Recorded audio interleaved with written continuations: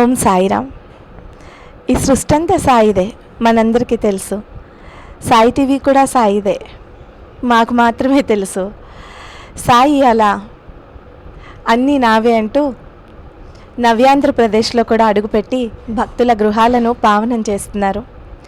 నవ్యాంధ్రప్రదేశ్ విజయవాడలో ఈరోజు మనం సాయి బంధువులందరితో కూడా మాట్లాడి సాయి టీవీని వారు ఎంతలా ఆనందిస్తున్నారు, బాబా గారితో వారికి ఉన్న అనుబంధం ఏంటి, సాయి లీలలు వారిని ఎంతగా మైమర్పింపచేస్తున్నాయి, సాయి టీవీతో సాయి బంధువుల ఆత్మీయ కలయిక కార్యక్రమం ద్వారా తెలుసుకుందాం.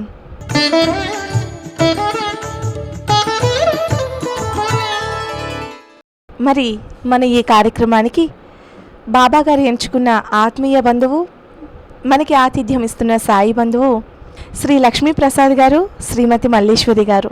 ముందుగా వారిద్దరితో మాట్లాడి ఆ తర్వాత ఇక్కడికి వచ్చిన సాయి బంధువులందరితో కూడా మాట్లాడదాం.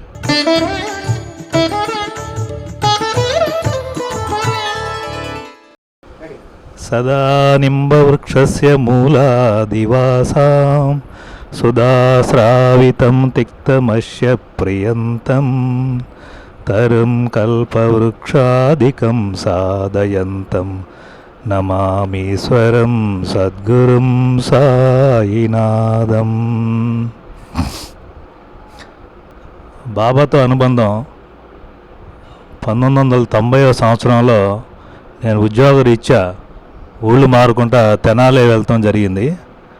తెనాలి దగ్గర దుగ్గిరాలు అనే ఊళ్ళో నాకు పోస్టింగ్ వచ్చింది. నేను బ్యాంక్ ఎంప్లాయీని. తెనాల్లో లక్కరాజు గారి గుడి ఒకటి ఉంది, కట్టించింది బాబా గారి గుడి. ఆ గుడికి వెళ్తాం ద్వారా నాకు బాబాతో ఫస్ట్ పరిచయం ఏర్పడ్డది. అయితే మేము మొట్టమొదటిలో ఎట్లా ఉండేవాళ్ళంటే ఏదో ప్రసాదం భక్తుల్లాగా గురువారం నాడు బాబా గుడికి వెళ్తే బాబా దర్శనం చేసుకొని అక్కడ కూర్చునేవాళ్ళం. రకరకాల ప్రసాదాలు పెడతా ఉండేవాళ్ళు, అది ఎంజాయ్ చేస్తూ ఉండేవాళ్ళం. పోను బాబా ఆ రకంగా రుచి చూపించి, తన ప్రసాదం ద్వారా రుచి చూపించి ఆయన ఫోన్లోకి తీసుకున్నాడని భావించవచ్చు. తర్వాత మా లైఫ్ మొత్తాన్ని స్టీరింగ్ ఆయన చేతిలో పెట్టాం ఒక రకంగా. అయితే మధ్యలో మనం కూడా అంటే మొత్తం పెట్టేశాం, ఏదో చెప్పినట్టుగా మొత్తం నడిపించుకున్నాం అని కాదు. ఏదైనా సరే మనకి చిన్నప్పుడు మన తల్లిదండ్రులు ఉన్నప్పుడు ఏం చేసేవాళ్ళు ఏదైనా మనకి తెలియదు. మన చిన్నతనంలో ఏదైనా కానీ మన పలానా ఇది కావాలి అది కావాలంటే మనం ఫస్ట్ అడిగేది తల్లిదండ్రులను అడిగేవాళ్ళం, వాళ్ళ కోరికలు తీరుస్తూ ఉండేవాళ్ళు. పెద్ద అయిన కొద్ది ఏంటంటే ఆ సౌలభ్యం మనకి పోతుంది. పోయిన తర్వాత ఎవరయ్యా నిజంగా అంటే బాబా ఒక్కడే మన రెస్క్యూకి వచ్చి మన కార్యక్రమాలన్నీ కూడా సఫలం చేయగలరు అనేటువంటి ఒక బిలీఫ్ గట్టిగా ఏర్పడ్డది. నేను దుగ్గిరాల్లో వర్క్ చేస్తున్నప్పుడు ఒక చిన్న సంఘటన జరిగింది. నేను తెనాల్లో కాపురం ఉండేవాడిని, దుగ్గిరాలు రోజు వెళ్ళి వస్తూ ఉండేవాడిని ఆఫీస్కి. ఓ రోజు దుగ్గిరాల్లో మా ఫీల్డ్ ఆఫీసర్ గారు ఒక ఆయన షిరిడి వెళ్ళారు. ఆయన అప్పుడప్పుడు షిరిడి వెళ్తుండేవాళ్ళు. వెళ్ళొచ్చిన తర్వాత జనరల్గా మేమంతా ఎవరు వెళ్ళొచ్చినా కానీ ఆ ప్రసాదాలు అయ్యి ఆఫీసులో డిస్ట్రిబ్యూషన్ చేస్తాం అనేది జరుగుతూ ఉండేది. ఆయన కూడా షిరిడి ప్రసాదం తీసుకొచ్చారు. దాంతోపాటు ఏంటంటే బాబా పటాన్ని కూడా తీసుకొచ్చారు. చిన్న లామినేట్ చేసినటువంటి బాబా ఫోటోలు తీసుకొచ్చి స్టాఫ్కి అందరికీ పంచిపెట్టారు. సరే, ఇక్కడ ఇది జరిగింది. అక్కడ ఇంటి దగ్గర ఏం జరిగిందంటే ఎవరో మా ఇంటికి వచ్చి, నేను ప్రసాద్ గారి ఫ్రెండ్ని, నాకు దక్షిణ ఇవ్వండి అని చెప్పి అడుగుతాం జరిగింది. ఆ రోజున నా భార్యకి తెలియదు, అతను నా ఫ్రెండ్ అంటున్నాడు కానీ తను ఎప్పుడు చూడలేదు. లోపలికి వెళ్ళి బీరాలోంచి డబ్బులు తీసి ఇవ్వాలంటే మరి ఎవరో కొత్త అతను వ్యక్తి మరి ఇతన్ని ఇంట్లోకి వచ్చాడు, మనం లోపలికి వెళ్ళి బీరా తీసి ఏమైనా డబ్బులు ఇస్తాం అనేది ఎంతవరకు కరెక్టు అని ఒక రకంగా భయపడతా పక్కన అంకుల్ ఉంటే ఆయన పిలిచి ఆయన సమక్షంలో వెళ్ళి తీసుకొచ్చి ఇచ్చిందట. నేను ఇంటికి రాగానే నాకు అది చెప్పింది అనమాట. ఇలా ఇచ్చాడండి మీ ఫ్రెండ్ అట, అతను ఎవరు అంటే నాకు అసలు ఫ్రెండ్ ఎవరు లేరు, బాబా గారి రూపేణ వచ్చి మన దగ్గర దక్షిణ తీసుకున్నారు. అలాగే పటంతో సహా నేను ఈరోజు మన ఇంటికి బాబా గారు వచ్చారు అని చెప్పి అనుకున్నాం. అది ఫస్ట్ మాకు జరిగినటువంటి అనుభవం. ఆ అనుభవంతో బాబాతో బంధం పెంచుకుంటాం మొదలుపెట్టాము. అప్పట్లో తెనాళ్ళ కృష్ణ మాస్టర్ అని ఆయన సత్సంగం చెప్తూ ఉండేవాళ్ళు. చాలా ప్రభావవంతంగా చెప్తుండేవాళ్ళు. ప్రతి పాయింట్ కూడా సచ్చరిత్ర చదువుతా దాని లోపల విషయాలన్నీ ఎంతో మనసుకు హత్తుకునేలాగా చెప్తూ ఉండేవాళ్ళు. మొదట్లో అయితే నేనైతే వెళ్ళలేదు, నా భార్య అయితే వెళ్ళేది. నా డ్యూటీ ఏంటంటే తీసుకెళ్ళి ఆమెని మారిస్పేట నుంచి కొత్తపేట దాకా బండి మీద తీసుకెళ్ళి వదిలిపెట్టి వస్తాం. అక్కడ వదిలిపెట్టి నేను వచ్చేసేవాడిని, లోపల కూడా అడుగు పెట్టేవాడిని కాదు. అయితే కొన్నాళ్ళు అయిన తర్వాత ఆదివారం నాడు మధ్యాహ్నం 3 దగ్గర నుంచి 5 దాకా చాలా అద్భుతంగా ఆయన చెప్తారు. ఒకసారి నా భార్య గొడవ పడలేక వెళ్ళి కూర్చున్నా. 3 దగ్గర నుంచి 5 దాకా నాకు కథల బుద్ధి కాల. చాలా డిసిప్లైన్డ్గా చాలా బాగా చెప్పేవాళ్ళు. బాబా తత్వానికి గురించినటువంటి ప్రతి విషయం కూడా వినేవాళ్ళకి చాలా ఆకలింపు చేసుకునేట్టుగా చెప్తూ ఉండేవాళ్ళు. ఆ విధంగా అంటే నేను రోజు సత్సంగానికి వెళ్ళేవాడిని కాదు, కానీ నా భార్య వెళ్ళేది. వెళ్ళి వచ్చిన తర్వాత నాతో అక్కడ విషయాలు చర్చించేది. దాని ద్వారా బాబా మీద అనురక్తి పెరిగింది. తర్వాత కాలంలో ఏమైందంటే ఏదైనా సరే బాబాకు చెప్పుకుంటాం. ఏ కొత్త పని చేసినా కానీ బాబాకు చెప్పుకుంటాం. బయటికి వెళ్తుంటే మన తల్లిదండ్రులతో ఎట్లయితే పిల్లలు బయటికి వెళ్తున్నప్పుడు నాన్న ఇల్లు వస్తారు, అమ్మ ఇల్లు వస్తారని చెప్తారో, అలా మనం బయటికి వెళ్ళేటప్పుడు బాబాతో చెప్పి వెళ్తాం. ఇలాంటి కొన్ని అలవాటు చేసుకున్నాం. అలవాటు చేసుకున్న తర్వాత కూడా నా వృత్తిలో బాబా చాలా రకాలుగా సహాయపడారు. కొన్ని అసలు మనం చెప్పుకోవడం చాలా సిల్లీగా ఉంటాయి అన్నమాట. అలాంటి కోరికలు కోరుకున్నా కానీ ఏదో ఒక పని కావాలి, ఎవరో పై ఆఫీస్ వస్తున్నాడు, నాకు ఇది కావాలి, లేకపోతే ఆయన నన్ను ఏం అడగకూడదు, ఇలా ఏదో చాలా చాలా సిల్లీ విషయాలు అనమాట. అలాంటి విషయాల్లో కూడా ఆయన మీద డిపెండ్ అయినప్పుడు ఆయన పూర్తిగా నెరవేర్చారు వాళ్ళు. నాకు చాలా ఆశ్చర్యం వేసేది. మనం సచ్చరిత్రలో ఒక అధ్యాయంలో చదువుకుంటాం. ఒక ఆయన వృద్ధాప్యంలో తను చేస్తున్న వర్క్లోంచి రిటైర్ అయిపోతా ఉంటే ఆయనకి ఎంత పెన్షన్ ఇవ్వాలి అనే విషయంలో బాబా ఆయన తరఫున ఆలోచించినట్లు అతని కుటుంబ సభ్యులతో ఇంతకుముందు ఇచ్చే దానిలో 150 రూపాయల్లో సగం 75 రూపాయలు ఇస్తే నీకు సరిపోతుందా అమ్మా అని అడుగుతాం. ఆమె తనేం చెప్పకుండా బాబా మీకు తెలియదా అని అంటాం. బాబా పైన భారం వేస్తాం. చివరికి వాళ్ళ ఆఫీస్ మేనేజరు అంతకంటే ఎక్కువ దాదాపుగా 110 రూపాయలు పెన్షన్గా ఇస్తాం. ఇవన్నీ వాటి గురించి రాస్తా దబోల్కర్ గారు అంటారు, ఇలాంటి విచిత్రమైన ప్రేమలు చూపించేవాళ్ళు భక్తుల మీద అనేవాళ్ళు. ఇలాంటి విచిత్రమైన ప్రేమలు నేను కూడా కొన్ని అనుభవించాను ఉద్యోగం చేస్తున్నప్పుడు. ఇక ఫిజికల్గా వస్తే ఒక సంఘటనలో ఏంటంటే, నేను విజయవాడలో రూట్ కెనాల్ ట్రీట్మెంట్ తీసుకొని ఇంకా పూర్తి కాలేదు, మధ్యలోనే మేము షిరిడి వెళ్ళాం. షిరిడి వెళ్ళినప్పుడు బహుశా గురు పూర్ణమో ఇలాగ ఏదో ఒక సందర్భంలో, లేకపోతే దసరాకు అనుకుంటాను, వెళ్ళాము. లోపలికి వెళ్ళేటప్పుడు విపరీతంగా పన్ను పోటు పడుతూ ఉంది. లైన్లో నుంచోగానే నేను అనుకున్నాను, గట్టిగా బాబాకు చెప్పుకున్నాను, నాకు ఎమ్మన్నా తగ్గిపోవాలి బాబా, ఇక్కడికి వచ్చినా కానీ నీ మీద జాస చూపించలేకపోతున్నాను అని చెప్పి ఆయన గట్టిగా కోరుకుంటే, నేను కరెక్ట్గా ఆ లోపల సమాధి మందిరంలో అడుగు పెట్టేటప్పటికి నాకు ఏ రకమైనటువంటి పెయిన్ లేదు. అది నిజంగా నాకు చాలా అద్భుతం అనిపించింది. ఆ రకంగా మన కోరికలు అంటే మనలో ఆర్తి కనుక ఉంటే, మన ఆర్తిగా కనుక బాబాని కోరుకుంటే జరగదు అనేది ఏమి లేదు. ఒకవేళ మనకేమైనా జరగలేదు అంటే దాని అర్థం ఎట్లా తీసుకోవచ్చు అంటే, మనలో ఆర్తి లేదు అనుకుంటే సరిపోతుంది. ఇక ఈ సాయి టీవీ విషయానికి వస్తే, సాయి టీవీలో రోజు చక్కగా 4 హారతులు చూపిస్తున్నారు. బాబాకు సంబంధించినటువంటి వివిధమైన కార్యక్రమాలు చూపిస్తున్నారు. ఇందాక మన సోదరీమణి చెప్పినట్టుగా ఆమె వృద్ధాప్యంలో తను రోజు పారాయణ చేసుకోలేకపోతున్నారు, కళ్ళు సహకరించగా. ఇలాగా ఈ సాయి టీవీలో రోజు పారాయణ వస్తాం విన్నా కానీ అది కూడా సాయి సచ్చరిత్ర పారాయణ చేసినటువంటి ఫలితాన్ని ఇస్తుందని చెప్పి ఆమె చెప్పారు. అలాగా రకరకాల వ్యక్తులకి రకరకాలుగా మంచి అనుభూతిని కల్పిస్తా సాయి యొక్క ఆశీస్సులు అందిస్తున్నది సాయి టీవీ. నేను ఇంతకుముందు కూడా కొన్నాళ్ళు నేను రాత్రి హారతి అంటే 10ంటికి వచ్చేటువంటి హారతి మరాఠీ అంటే తెలుగులో అనువాదాన్ని తీసుకొని నేను నేర్చుకుందాం అనుకున్నా, సాయి హారతిని నేర్చుకుందాం అనుకొని అక్కడ సాయి టీవీ కాదు వేరే టీవీలో లైవ్ హారతి వస్తున్నప్పుడు దాంతోపాటు నేను అనుకుంటా చదువుకుందామని ప్రయత్నం చేస్తే ఒకప్పుడు చివరికి వెళ్ళేటప్పటికి కట్ అయిపోయేది, పూర్తిగా హారతి వచ్చేది కాదు. ఒకప్పుడు రికార్డు ఉండేది, పూర్తిగా వచ్చేది కదా. టైం సెన్స్ పాటిస్తా 10:30 అంత అయిపోయిన టక్మని కట్ చేసేవాళ్ళు. ఈ ప్రాబ్లమ్స్ అన్నీ కూడా మిగతా టీవీ ఛానల్స్లో నేను అనుభవించా. కానీ సాయి టీవీలో మాత్రం అలాంటి ఏ కట్టింగులు లేకుండా చక్కగా చూపిస్తున్నారు. అలాగే దీక్షిత్ డైరీ, ఈ దీక్షిత్ డైరీ అనేది త్వరగా లభ్యం కాదు, సౌలభ్యం కూడా లేదు.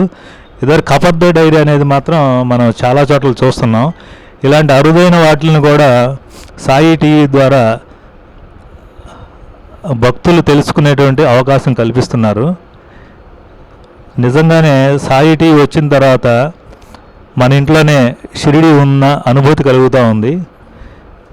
దీన్ని ఇట్లాగే కొనసాగించవలసిందిగా సాయి టీవీ యాజమాన్యాన్ని కోరుతున్నాను. దీనికి మాకు సంబంధించిన సహాయ సహకారాన్ని అందిస్తామని చెప్పేసి తెలియజేస్తున్నాను.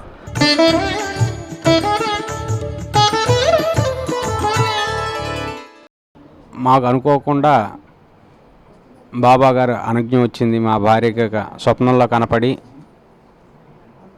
నేను నూజివీడు దగ్గరలో ఎండలో ఎండుతున్నాను, వాళ్ళలో తడుస్తున్నాను, నన్ను తీసుకెళ్ళి మీ ఇంట్లో పెట్టుకోండి అని చెప్పేసి బాబా గారి అనుజ్ఞ వచ్చింది.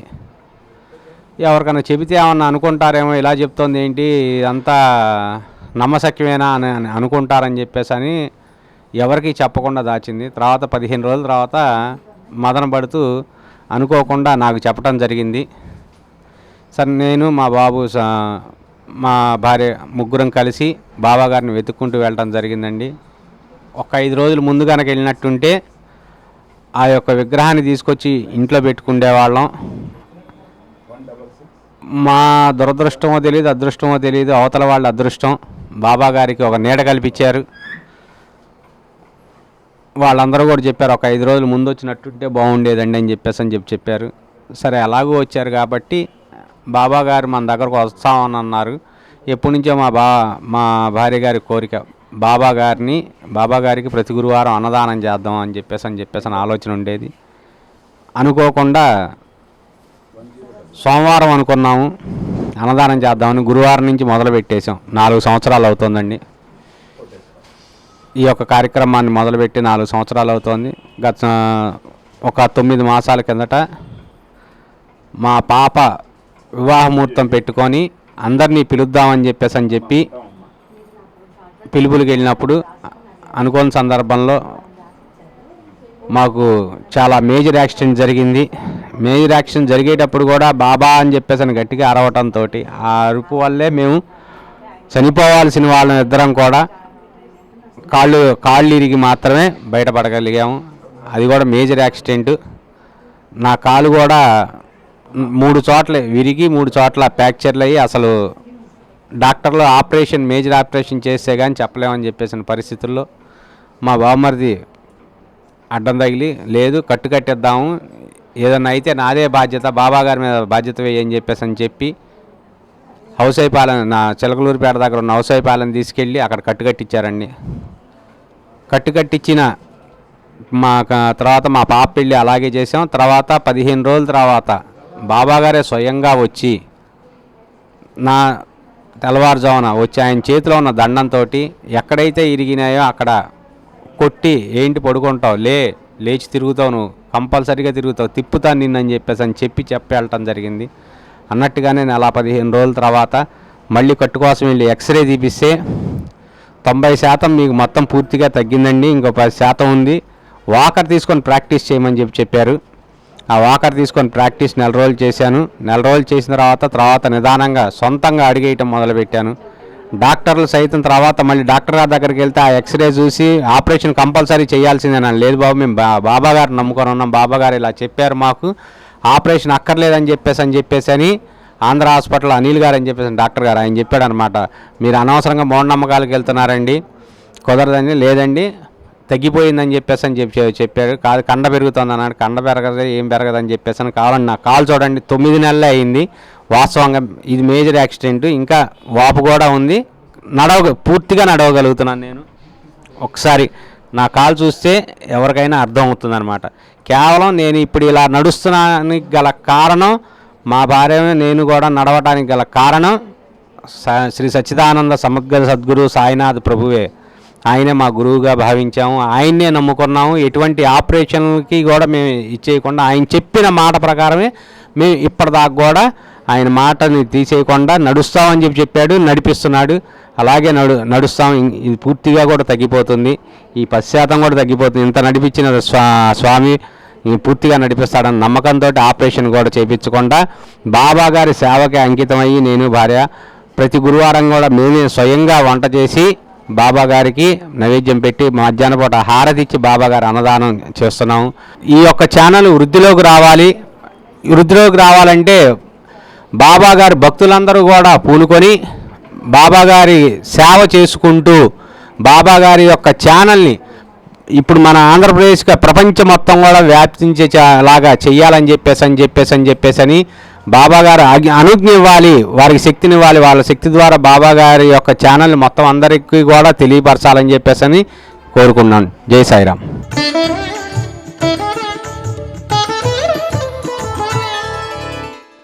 గురు పౌర్ణమికి షిరిడి బయలుదేరి వెళ్ళాం.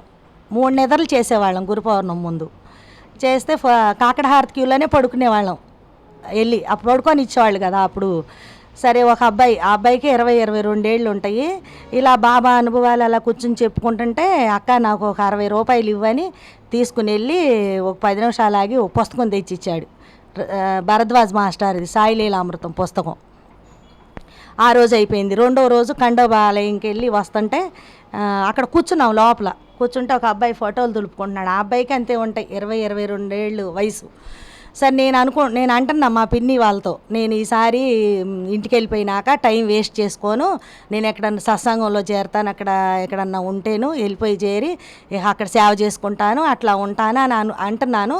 ఫోటోలు దులిపేవాడల్లా గిరుక్కుని వెనక్కి తిరిగి నా వైపు, ఇది సత్సంగం కాదా, నీతోనే మొదలుపెట్టు, నీతో 2 ఉంటే సత్సంగం, నీతో 4 ఉంటే సత్సంగం, నువ్వే మొదలు పెట్టొచ్చుగా, నీతోనే మొదలు పెట్టొచ్చుగా అని అన్నాడు. ఇలా చేయి చాపి నా వైపు చూపించి. అది అయిపోయింది. ఆ రోజు 2 అయిపోయినాయి. 3వ రోజు ఈ శరత్ బాపూజీ గారి శిష్యులు అక్కడ పరిచయం అయ్యేవాళ్ళు. గురు పౌర్ణమికి వెళ్తే వాళ్ళల్లో కొంతమంది తెలిసిన వాళ్ళు, ఒకసారి రండి అక్కడ నామం జరుగుతుంది, అన్నదానం ఉంది, మీరు చూడండి, ఆయన వచ్చినప్పుడు ఏదన్నా అనుకుంటే అది మనసులో జరుగుతుంది అలా చెప్పారు. సరే ఆ రోజు వెళ్ళి ఫస్టే కూర్చున్నాను. ఆయన మంచి భజన టైంలో వచ్చారు. మీరు ఆయన మీ అంక చూసినప్పుడు ఏదన్నా అనుకుంటే అయ్యిద్ది అన్నారు. నేను ఆధ్యాత్మిక కావాలనుకున్నాను. ఆయన అలా చూశారు, వెళ్ళిపోయారు. 3 నిద్రలు అయిపోయినాయి. 3 సొల్యూషన్స్ చెప్పేశారు స్వామి. ఇంటికి వచ్చేసాం. నా హెల్త్ అయితే బాగుంది కానీ నేను ఈ లీలామృతం పుస్తకం తీలా, ఏం గుర్తులేవు. సంవత్సరం అలా జరిగిపోయింది. మళ్ళీ మరుసటి సంవత్సరం గురు పౌర్ణమికి వెళ్ళినప్పుడు అప్పుడు మళ్ళీ వాళ్ళ కోసం చూసా, వాళ్ళకి అనిపించలేదు. అప్పుడు నా మనసుకి అమ్మో బాబా ఇదేదో మెసేజ్ ఇచ్చారు అని నా మనసుకి అనిపించి మళ్ళీ రాగానే ఆ లీలామృతం పుస్తకం చదివాను. అందులో సత్సంగం మహిమ దగ్గర నన్ను సాయినాథుడు పడేసి ఆ రోజు నుంచి సత్సంగం మొదలు పెట్టించాడు. అలా నా జీవితంలో బాబా ప్రవేశించి జీవితానికి అర్థం చెప్పి, అంతకుముందు ఎక్కడ పడితే అక్కడ తిరగటం, చుట్టాలిళ్ళకి వెళ్ళటం, వాళ్ళ కోసం చేయటం, వాళ్ళ పిల్లల్ని చూడటం, ఈ జీవితం ఇలా జరిగిపోయేది. మళ్ళీ ఈ పుస్తకం తెచ్చిన అబ్బాయి, అక్క నువ్వు బాబాని బిడ్డలాగా చూసుకో, బాబాకి 4 హారతలు ఇవ్వు, నువ్వు లేవు, స్నానం చేయించు, బాబాకి పాలు పట్టు, టిఫిన్ పెట్టు, మళ్ళీ మధ్యాహ్నం అన్నం పెట్టు, మళ్ళీ సాయంత్రం 6 హారతికి ఏమన్నా పెట్టి హారతి ఇవ్వు, మళ్ళీ నైటు చపాతీ పాలు పెట్టి హారతి ఇవ్వు, నువ్వు 4 హారతలు ఇచ్చుకోక్క, బాబాని బిడ్డగా చూసుకో అని చెప్పాడు నాకు. ఇక వచ్చేసాము. ఇంకా ఆ సత్సంగం మహిమ దగ్గర ఎందుకు చేసుకోకూడదు, ఇంత తేలిగ్గా ఉంది బాబా చూపించిన ఈ సత్సంగం మహిమ అని. ఇదిగే మా అన్నయ్య గారు ఈయన ఇంటి పక్కన అమ్మ పెద్దనాన్న ఉండేవారు, ఆయన కాస్త భజన చేసేవాళ్ళు. ఆ గురువారం ఇక నిద్రబాని ఇలా కాసేపు పడుకుంటే మధ్యాహ్నప్పుడు బాబా గారు ఇక మనం ఎందుకు చేసుకోకూడదు, ఇంత తేలిగ్గా ఉంది, బాబా గురించి చెప్పుకొని బాబా లీలలు చెప్పుకోవటమే కదా అని, పెద్దనాన్న రా ఇవాళ నేను సత్సంగం బిగిన్ చేస్తున్నాను మన ఇంట్లో అని చెప్పి తీసుకొచ్చా. అలా ఇద్దరితో మొదలైన సత్సంగం మరుసటి వారంకి 5-6, ఆ మరుసటి వారంకి 10 మంది 11 మంది, అలా ఇక 25-30 మంది. ఇక ఊరంతా గురువారం స్వామి అలా తిరిగి సంవత్సరం తర్వాత మా ఇంట్లో స్థిరం చేసేసుకున్నాం. బిడ్డగా చూసుకోమని చెప్పినట్లుగానే నాకు ఒక బిడ్డ అనుభవాలు ఇచ్చి అసలు అవి ఇప్పి చెప్పని కూడా నాకు ఎన్నో చేశాడు సాయినాథుడు. ఇక మా వారు కూడా ఇచ్చేద్దాం సాంగ్కి అని అన్నారు. అని అలా ఇప్పుడు ఇచ్చాం, ఆ స్థలం మొత్తం ఇచ్చేసి సాంగ్కి. ఇంట్లో కూడా అన్నీ జరిగాయి, ఒక గుళ్ళో జరిగినట్టు జరిగాయి. ఇక అట్లాగే గుడి కూడా మేము ఎక్కడా తిరగల, కూర్చొని ఇక సచరిత్ర పారాయణ. సాయి టీవీ గుడ్డివాడికి కళ్ళు వచ్చినట్లు ఉంది, చాలా బాగుంది. బాబా గురించే ఎంతవరకు మన గురుదేవులైన సాయినాథుడు గురించే అందులో చక్కగా చెప్తున్నారు. అంతా కూడా బాగుంది. అందులో మామూలుగా అయితే ఏదో కొంచెం చూపిస్తారు వదిలేస్తారు అయ్యి అంటారు. సాయి సచ్చరిత్ర గురించి, సాయి గురించి నా అభిప్రాయం ఏంటంటే బాబాకి మించిన గురువు లేరు అసలు ఈ ప్రపంచంలో.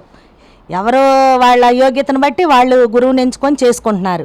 కలియుగంలో గురువు అవసరం, సాయినాథుడే గురువు. కానీ ఈ మధ్యలో గురువులు వచ్చి బాబాని వెనక్కి నెట్టేస్తున్నారు.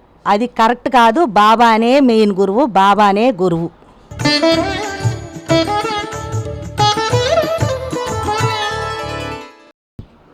ఓం సాయిరామ్. సాయినాథాయ నమః. 1985 సంవత్సరంలో నేను గుంటూరులో సదరన్ రోడ్వేస్లో పనిచేస్తుండగా ఆయనకు మా యజమానికి 3-4 కంపెనీలు ఉన్నాయండి. వాటన్నిటికీ మేనేజర్గా నేనే ఉండి కాటన్ వ్యాపార నిమిత్తం ఈ రోడ్డు వెళ్ళాను. అక్కడ సడన్గా నాకు విపరీతమైన బాధ వచ్చింది నడుము దగ్గర. అది ఏంటి అనేది తెలియక ఎమ్మటి హాస్పిటల్కి తీసుకెళ్ళారండి లాడ్జి వాళ్ళే. ఆ సమయంలో ఏంటి నాకు పాలుపడి ఎప్పుడు రాని ఎందుకు ఇట్లా వచ్చిందని అనుకున్నాను. అక్కడ తాత్కాలికంగా వైద్యం చేసి రూమ్కి వచ్చి పడుకున్నాను. పొద్దున్నే మా ఓనర్ ఫోన్ చేసేటప్పటికి ఇట్లా జరిగిందని చెప్తే, బాబాని తగ్గితే బాబా షిరిడీ వస్తాను దండం పెట్టుకో అన్నారండి. అదే ప్రకారంగా నేను దండం పెట్టుకున్నాను. ఆ నమస్కారం చేసిన మొక్కుకున్న ఒక 15 నిమిషాలకి నాకు పెయిన్ అయితే తగ్గిపోయింది. అట్లానే నేను ఆఫీస్లో పనిచేస్తున్న అనేక సమస్యలకి ఒడిదుడుకులకి తట్టుకున్నాను. అప్పటి నుంచి ఒకసారి షిరిడీకి వెళ్దామని చెప్పి అనుకున్నాను, కానీ వెళ్ళలేకపోయాను. కారణాంతరం వల్ల వెళ్ళలేకపోయాను. 1989లో విజయవాడ అక్కడి నుంచి ఏజెన్సీకి అప్లై చేసి ఇక్కడికి వచ్చాను. నాకు ఎన్ని సంవత్సరాలు పనిచేసిన సదరన్ రోడ్వేస్ నాకేమీ జరగలేదు ఏంటి అని అనుకున్న టైంలో మాకు విజయవాడ ఆఫీస్ ఖాళీ అయ్యేటప్పటికీ నేను వెంటనే కంపెనీకి ఫోన్ చేసి అడిగితే, మా కంపెనీ సెక్రటరీ నేను అప్లై చేస్తున్నానండి అని చెప్పేటప్పటికి, సరే అప్లై చేయండి అన్నారు. 5 నిమిషాలు నాకు టైం వెంకటేశ్వర గారు, మీకు వైస్ చైర్మన్తో మాట్లాడి మీకు ఏజెన్సీ ఇవ్వడానికి నేను అనుమతి తీసుకుంటాను. ఖచ్చితంగా 5 నిమిషంలో ఆయన ఫోన్ చేసి మీకు ఏజెన్సీ ఇవ్వమన్నారండి. ఎందుకంటే మా కంపెనీలో నేను అప్పటికే 24 సంవత్సరాల నుంచి వర్క్ చేస్తున్నాను. దానివల్ల అట్లనే వచ్చి అదే నేను బయలుదేరే ముందు కూడా బాబా గారికి నమస్కారం చేసి నాకు ఇదే ఏజెన్సీ వచ్చింది మీ ద్వారా అని చెప్పేసి, ఆ రోజు నుంచి ఇప్పటి వరకు కూడా నేను సాయినామం చేస్తూ మొట్టమొదటిసారి 1991లో 92లో షిరిడీ ప్రయాణం చేశానండి. అప్పటి నుంచి సాయిబాబాని ప్రతినిత్యం కొలుస్తూనే ఉన్నాను. ఏ సమస్య వచ్చినా మనస్ఫూర్తిగా పూజ చేసిన రోజు గుడికి వెళ్ళాలని అనిపోయిన భావన లేకుండా, గుడే అనుకోకుండా ఇంట్లో మనస్ఫూర్తిగా పూజ చేసిన రోజు నా మనసులోని కోరిక నెరవేరుస్తున్నారు.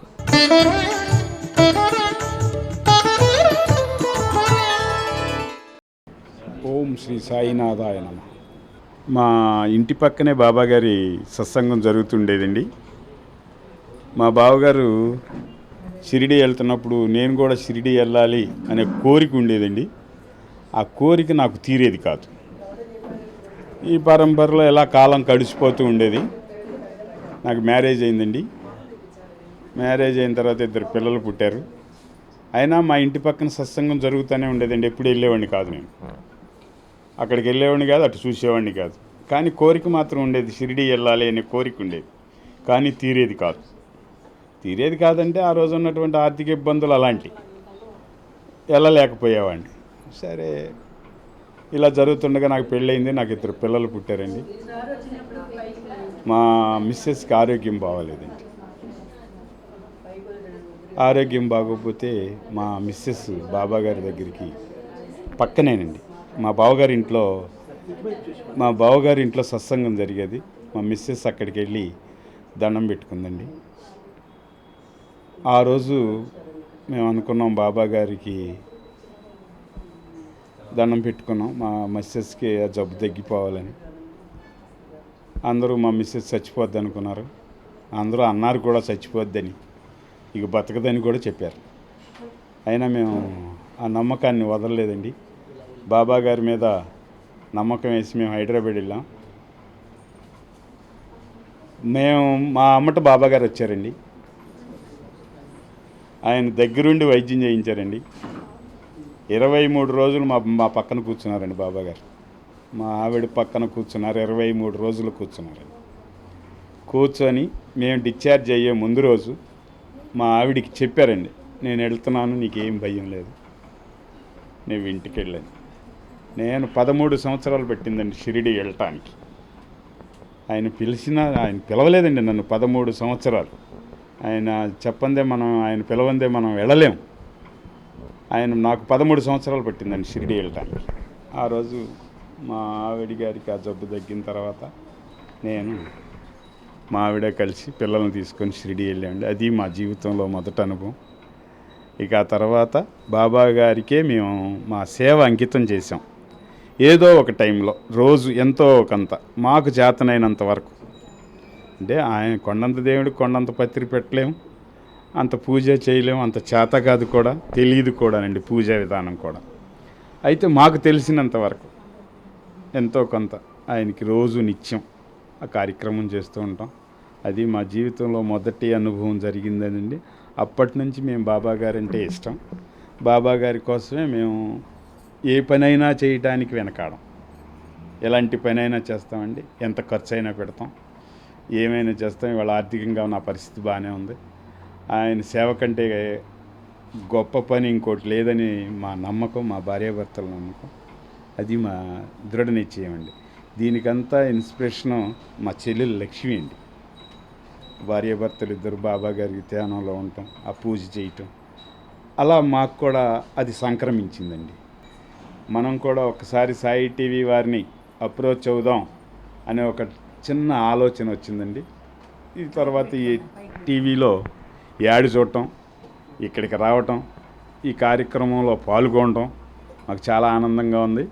ఈ సాయి టీవీ వారికి కృతజ్ఞతలు చెప్పుకుంటున్నాం.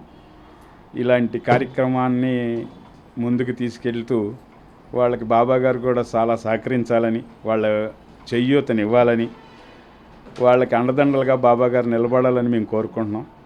ఏదైనా ఈ ఏరియాలో మా వంతు సహాయం ఏదన్నా ఉంటే ఉడతా భక్తిగా మేము సహకరించగలమని సాయి టీవీ వారికి చెబుతున్నాం.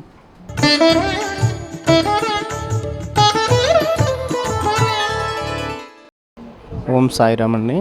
సాయినాథుడికి శిరస్సు వంచి పదాభివందనం చేస్తున్నాను. అలాగే షిరిడి ఛానల్ టీవీ వాళ్ళకి కృతజ్ఞతలు చెప్పుకుంటున్నాను. నేను ప్రతి సంవత్సరం షిరిడి వెళ్తాను. షిరిడి వెళ్ళేటప్పుడు ఫస్ట్ సారి బాగా దర్శనాలు బాగా జరుగుతాయి. 4వ సంవత్సరం వెళ్ళేటప్పటికి పాపకి కొద్దిగా ఆరోగ్యం బాగలేదు షిరిడిలో. అప్పుడు ఒక అతను పక్కనే ఉండి పాపకి కొద్ది ఫిట్స్ వచ్చేయండి. అప్పుడు పాపకి కొద్దిగా ఊదివేసి నీళ్ళు పట్టండి అన్నాడు. మేము దాని గురించి పట్టించుకోలేదు. అదే వ్యాన్లో మాట్లాడుతూ సాయంత్రం బయలుదేరామండి. నాగర్సోలు రావాలి ట్రైన్కి. అది బాగా పాపకు సీరియస్ అయిపోయింది. పాప అసలు స్పృహ కూడా లేదు, కాళ్ళు చేతులు చల్లబడిపోయి నొరగలు వచ్చేసాయి. చనిపోయిందేమో అన్న టైంలోని మనవాడే తీసుకెళ్ళాడు డ్రైవరు. మనవాడే తీసుకెళ్ళేసరికి మా దగ్గర డబ్బులు కూడా లేవు, మొత్తం ఖర్చు అయిపోయినాయి. అయితే ఆ డ్రైవర్ కూడా మమ్మల్ని దించేసి లగేజ్తో పాటు వెళ్ళిపోయాడు. ఆయన చాలా దూరం వెళ్ళిపోయిన తర్వాత మళ్ళీ ఆయన మనసులో కలిగి మళ్ళీ మా లగేజు బట్టలు మొత్తం తెచ్చిచ్చాడు. తెచ్చిచ్చిన తర్వాత డబ్బులు లేవు, హాస్పిటల్కి వెళ్ళాం. అక్కడ ఎవరో ఒక అతను వాళ్ళ ఆయన ఎవరు అంటే నాసిక్ అండి. ఆయనకి వాళ్ళ అమ్మగారికి హాస్పిటల్ జాయిన్ చేశారు.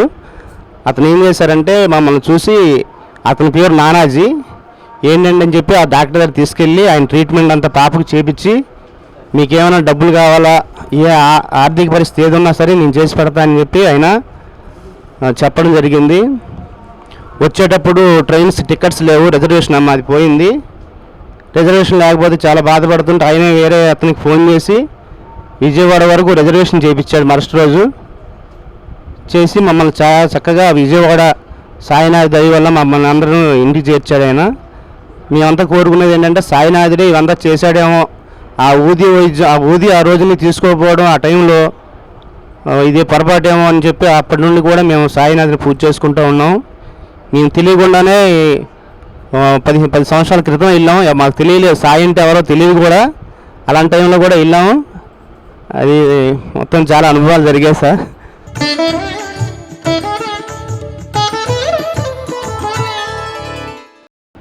బాబా 15 సంవత్సరాల క్రితమే మాకు అందరూ ఇంటి దగ్గర ఉండే వాళ్ళందరూ బాబా గుడికి వెళ్ళమంటే వెళ్ళేవాళ్ళమి. అప్పట్లో కొంచెం అలాగ వెళ్ళి ఏదో ప్రసాదం ఏదో పంచడం రావటం అంతవరకే మాకు తెలుసు. అయితే షిరిడి వెళ్దామని చెప్పి అప్పటికప్పుడు 2 నెలల ముందే బాబా ప్రేరణతో మేము బయలుదేరాక అసలు ఎవరు అక్కడ అందరూ భయపడిపోయారనమాట. భయపెట్టారు. అంత దేశం వెళ్తున్నారు, మాకు పాప బాబు అండి, అంత దోషం వెళ్తున్నారు, ఎలా చేస్తారో ఏంటో, మీకు భాష రాదు ఏమీ రాదు అని ఫస్ట్లో భయపెట్టారండి. కానీ ధైర్యం చేసి మేము మా భార్యాభర్తలు ఇద్దరం మా పిల్లలు ఇద్దరం వెళ్ళామండి. బయలుదేరాం. బాబా దయ వల్ల చాలా చుట్టుపక్కల జ్యోతిర్లింగాలు చూసాం, బాబా దర్శనాలు అవి చేసాం. బాబా బాగానే మాకు దయపెట్టారండి. అసలు మేము భీమశంకర్ వెళ్ళామండి. భీమశంకర్ వెళ్ళేటప్పటికి ఆ రోజు చాలా టైం అయిపోయింది. ఆ సాయంత్రం 7 గంటలకల్లా మేము 7:15కి ట్రైన్ అండి, మన్మడ ఎక్స్ప్రెస్. అయితే బయలుదేరదామని చెప్పి మేము వచ్చాం కానీ అందలేకపోయామండి, అక్కడే 7 అయిపోయింది. బాబా ఏంటి బాబా, 2 చంటి పిల్లలు వేసుకొని మాకు రిజర్వేషన్ లేదు, మేము వెళ్ళగలుగుతాం బాబా అని చాలా భయపడ్డాం. ఆ రోజు 15 గంట లేటుగా వచ్చిందండి ట్రైను. అక్కడికి వెళ్తే అసలు కరెంట్ లేదు, ఏమీ లేదు, చీకటిమయం అనమాట. ఎవరో ఒక అతను వచ్చి లాంతర్ తీసుకొచ్చి మాకు పలానా దగ్గర మీరు రండి కూర్చోండి చెయ్యండి అని చెప్పి మమ్మల్ని కూర్చోబెట్టారు. అదండి రెండోసారి వెళ్ళాం బాబా దగ్గరికి. రెండోసారి మా ఆయన ఫ్రెండ్లు వాళ్ళందరూ వెళ్ళాం. వెళ్తే నాకు ఫుల్గా జ్వరం అండి, అసలు కళ్ళు మూసినా తెరచలేనంతగా జ్వరం. అయితే అందరూ కాకడ హారతికి బయలుదేరుతున్నారనమాట. మా అయితే నన్ను ఉండిపోమన్నారు. చిన్న పాప కదమ్మా ఉండిపో రావద్దు అన్నారు. కానీ నాకు మా బాబాను చూడాలి, హారతి చూడాలి, ఎలాగిస్తారా ఏంటా అని చెప్పేసి బయలుదేరి లైన్లో అప్పుడు లైన్లో పడుకుంటే వాళ్ళమే. ఇంకా సరే అని చెప్పి లోపలికి వెళ్తే మనకి కూర్చోబెట్టారు. బాబాకి స్నానం అభిషేకాలు చేశారు. కూర్చున్నామండి. కూర్చున్న వారికే నాకు తెలుసు. అక్కడ ఈ పక్కన ఆ జనం ఎవరూ మాకు కనిపించలేదు. బాబా గారు కూడా కనిపించలేదు, సమాధి లేదు, ఏమీ లేదు. కానీ 16 సంవత్సరాల బాబు అండి, కఫని ధరించుకొని ఉంగరాల జుత్తు. ఇప్పటికీ నా మనసులో ఆ ముద్రన అలాగుండిపోయింది. రౌండ్ మాకు సామనసాయిగా ఉంటారు. చేతుల వరకు కఫని, కాళ్ళ వరకు కఫని వేసుకొని అటు ఇంత ఎత్తు కుంది ఇటు కుందులతో జ్యోతుల మధ్యలో ఎదర ప్రసాదం పెట్టుకొని నన్ను అలా చూస్తూ నవ్వుతూ ఉన్నారండి. కానీ నేను అక్కడ కూర్చున్నాను, హారతి చూస్తున్నాను, వీళ్ళున్నారు వాళ్ళన్నారు, నాకేం కనిపించలేదు. మొత్తం బాబే, సాక్షాత్ బాబా గారి మా బాలుడి రూపంగా నాకు దర్శనం ఇచ్చారు సమాధిలో. అసలు మా కోసమే వచ్చిందా, సాయి భక్తుల కోసమే వచ్చిందా ఈ టీవీ? మూలన పడిపోయి ఉన్నామే, మాకెవరు కనిపించట్లేదు. ఎటు చూసినా ఈ సినిమాలు అవి చూపిస్తున్నారు కానీ సరైన టీవీ లేదు, సరైన మాకు బోధన లేదు. బాబా హారతులు కానీ పొద్దుటి నుండి సాయంత్రం వరకు చూస్తే ఆయన మాకు కనిపించట్లేదే. ఎప్పుడు చూసినా ఏదో చూసుకుంటున్నాం కానీ మాకు ఇది లేదన్నప్పుడు చాలా కృతజ్ఞత అండి సాయి టీవీలకు. వాళ్ళ బాబా వాళ్ళ ప్రేరణ ఇచ్చినందుకు వాళ్ళకి ఇంకా శక్తినివ్వాలి, ఇంకా బలాన్ని ఇచ్చి నలుగురు కూడా వాళ్ళకి సాయం చేసి ఇంకా ఇది అభివృద్ధిలోకి రావాలి. అందరూ నలుగురు సాయం చేస్తే కదా వాళ్ళు ఇంకా రాగలుగుతారు. సాయి భక్తులు ఎక్కడున్నా ఏ మూలనున్నా అందరూ కొంచెం ముందుకు వచ్చి సహకరించి ఇంకా ముందు రావాలి మంచి తెలుసుకోవాలి, బాబా గురించి చాలా తెలుసుకోవాలి అని చెప్పి మాకు బట్టగా అసలు సాయి టీవీని చూసి ఉదయం నుండి సాయంత్రం వరకు సాయి టీవీ పెట్టుకునే ఉంటాం మేము. అసలు మాకు ఎంత ఆనందం అంటే చెప్పుకోలేమండి. అసలు మేము ఏ పని చేసినా పాటలే కానీ ఆ ప్రవచనాలే కానీ అసలు సాయి మాత అని చాలా పెట్టారండి. సాయి మాత, తర్వాత దీక్షిత్ డైరీ అని మాకు తెలియని కూడా వాళ్ళు తెలియజేస్తున్నారు. అసలు వాళ్ళకి చాలా కృతజ్ఞత చెప్పాలండి. అసలు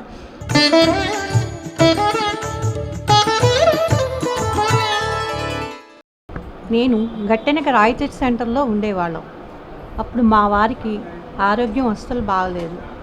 ఆయన ఆరోగ్యం బాగలేదు, అదే దిగులుగా పట్టుకుంటుంటే నాకు బాబా ఏమో తెలియదు, ఒక స్వామి రూపంలో, వృద్ధుల రూపంలో ఒక కర్ర పట్టుకొని అలా కీనీడగా నాకు నిద్రలో వచ్చారు. ఆ తెల్లారి ఒకళ్ళు అన్నారు, అమ్మా నువ్వు సాయిబాబా పూజ చెయ్యి అంటే ఎలా చేయాలి నాకు తెలియదు. అప్పుడు నా వయసు 25 సంవత్సరాలు. ఇప్పుడు నాకు 2 ఆడపిల్లలు. అయితే ఏం జరిగిందంటే బాబా రొట్టి ఒకటి మాకు ఒక సాయి ఇచ్చారు. ఆ రొట్టి షిరిడీ నుంచి వచ్చింది. ఆ రొట్టి మహిమ నీకు తెలుసా అని అడిగారు. నాకు తెలియదు. ఇప్పుడు నా పరిస్థితి మా వారికి నిమ్ము చేరింది. అది ఊపిరితిత్తులు మొత్తం భాగం పోయినాయి, ఒక సైడు ఒక ఆఫ్. అయితే నేను చాలా బాధపడుతున్నాను. నాకు ఎవరు చూసేవాళ్ళు లేరు. ఎవరున్నారో అని ఆలోచిస్తున్నా అంటే ఎవరో ఒక ఆవిడ వచ్చి, అమ్మా నీకు బాబా రొట్టి ఇస్తా, అది ఇత్తడి గిన్నెలో 1 స్పూన్ పంచదార 2 స్పూన్ టీ పొడి వేసి పసుపు గుట్ట వాసం కట్టమ్మా, శ్రావణ మాసంలో ఎలా కడతావో అలా బాబా కట్టి గురువారం మొదలుపెట్టి మళ్ళీ గురువారంతో పూర్తి చేయి. నీకు శక్తిని కొద్దీ వాళ్ళకి అన్నదానమో ఏదో ఒక స్వీటో చేసి పెట్టు, అమ్మా నీకు ఆ బాబాయే అనుగ్రహం ఇస్తారని చెప్పారు. సాయి టీవీలో పారాయణ చెప్తుంటే నేను పని చేసుకుంటూ ఆ పారాయణ వింటుంటే ఎంతో ఆనందంగా కలుగుతుంది. సాయి టీవీని బాగా వృద్ధిలోకి రావాలని నేను కోరుకుంటున్నాను.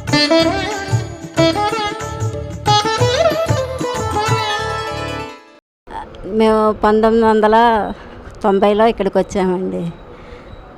అప్పుడు మా వారు హార్డ్వేర్ షాప్లో పనిచేసేవాళ్ళు.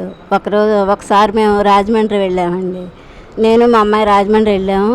మా వారేమో రాలేదు. సరే మాకు అప్పుడు ఫోన్ ఫెసిలిటీ అది ఏమీ ఉండేది కాదు. వారేమో కార్డు ఇచ్చారు, అదే విజిటింగ్ కార్డు ఇచ్చారు, మనీ హార్డ్వేర్ అని చెప్పేసి దాని మీద ఉండేదండి. ఆ ఫోన్ నెంబర్ చేద్దామంటే నేను కార్డు మర్చిపోతే ఏం చేయాలో నాకేమీ తెలియకపోతే నాకు ఇంకా రాత్రి అట్లానే కలతగా నిద్రపోయాను. ఆ రాత్రి నాకు మా వారిచ్చిన కార్డు మీద ఫోన్ నెంబరు మనీ హార్డ్వేర్ అని చెప్పేసి అయ్యప్ప బొమ్మ ఉంటుందండి. నాకు ఫస్ట్ టైము అట్లా అయ్యప్ప బొమ్మ బదులు నాకు బాబా బొమ్మ వచ్చిందండి. అది నాకు ఫస్ట్ అనుభవం. దాన్ని నేను ఎప్పటికీ మర్చిపోలేనండి. అది బాబా బొమ్మతో సహా ఫోన్ నెంబర్ పెద్దగా వచ్చిందండి కల్లో అయినా సరే. ఇంకా ఆ ఫోన్ నెంబర్ పెట్టుకొని ఫోన్ చేశానండి మా వారికి. ఏంటి ఫోన్ చేయలేదంటే నేను ఇట్లా కార్డు ఎక్కడ పడేసుకున్నానండి, అందుకే చేయలేదు, ఇట్లా నాకు ఆ కార్డు మీద బాబా బొమ్మతో వచ్చింది అని మా వారికి చెప్పానండి.